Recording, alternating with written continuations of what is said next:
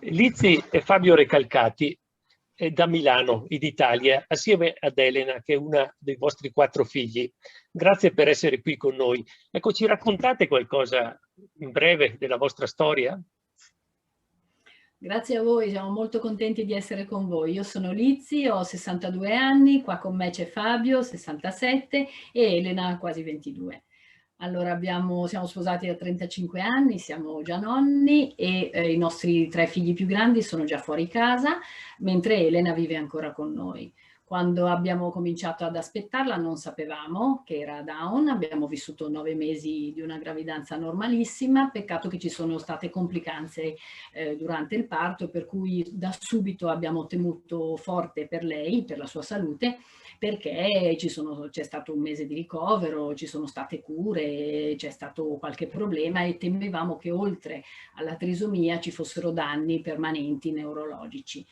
Invece lei ha superato brillantemente tutto e ha svolto anche le sue scuole, è arrivata fino alla maturità del liceo artistico e adesso si prepara a entrare nel mondo lavorativo. Però sicuramente questa sfida, questo scossone forte che è stata la disabilità entrata nella nostra famiglia, abbiamo potuto, come dire, far fronte grazie anche all'aiuto degli amici che avevamo intorno, delle famiglie che avevamo intorno e anche maturando nell'esperienza del movimento dei focolari.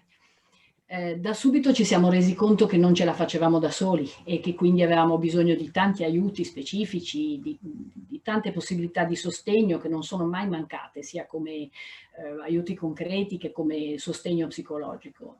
Quindi siamo qua.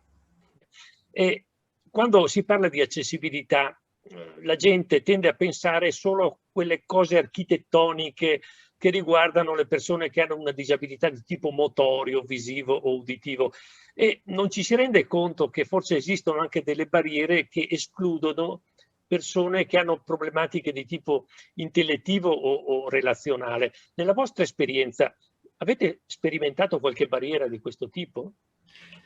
Beh, provo a rispondere io. Sì, in effetti è così. Elena non ha avuto grossi problemi legati all'aspetto motorio, però sicuramente esistono certi problemi di tipo intellettivo.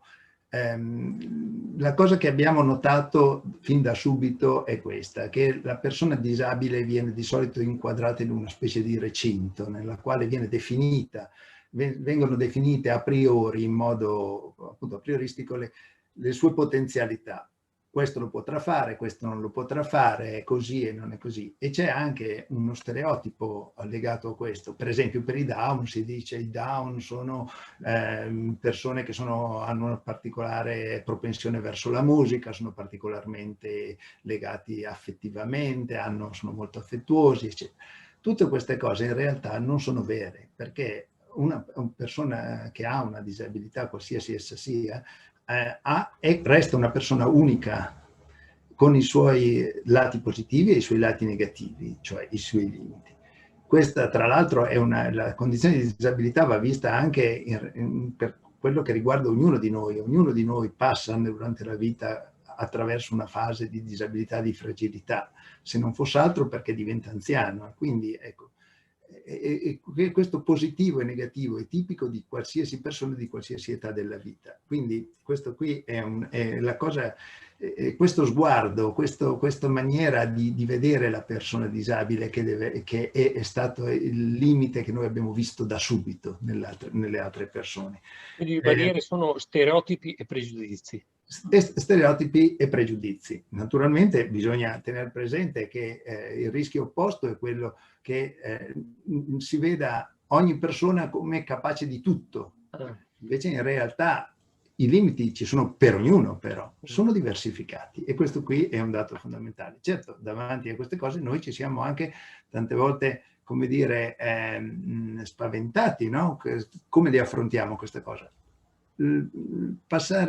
Affrontare le cose nell'attimo presente. Questa è stata un po' la chiave, no? Di vedere, di superare queste difficoltà.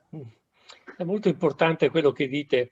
C'è qualche messaggio che vi sta a cuore, che vi piacerebbe trasmetterci per aiutarci reciprocamente a costruire una società più inclusiva? Cosa dobbiamo fare? Allora, l'esperienza di 22 anni con Elena è stata molto positiva nel farci capire che da soli non potevamo fare le cose.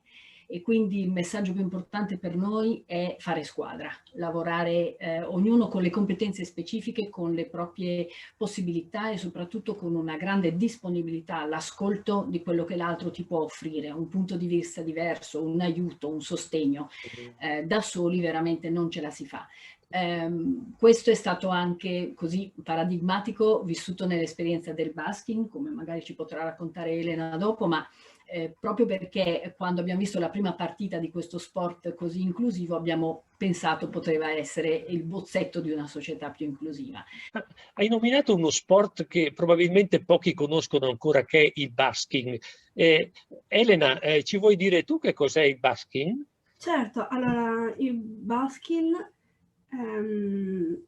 è più o meno come un basket normale, perché infatti ci sono due canestri tradizionali e poi ci sono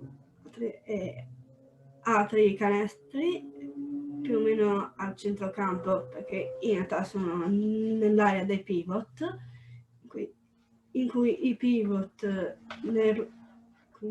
c'è nel ruolo 1 e nel ruolo 2 possono fare il canestro proprio dal canestro più alto.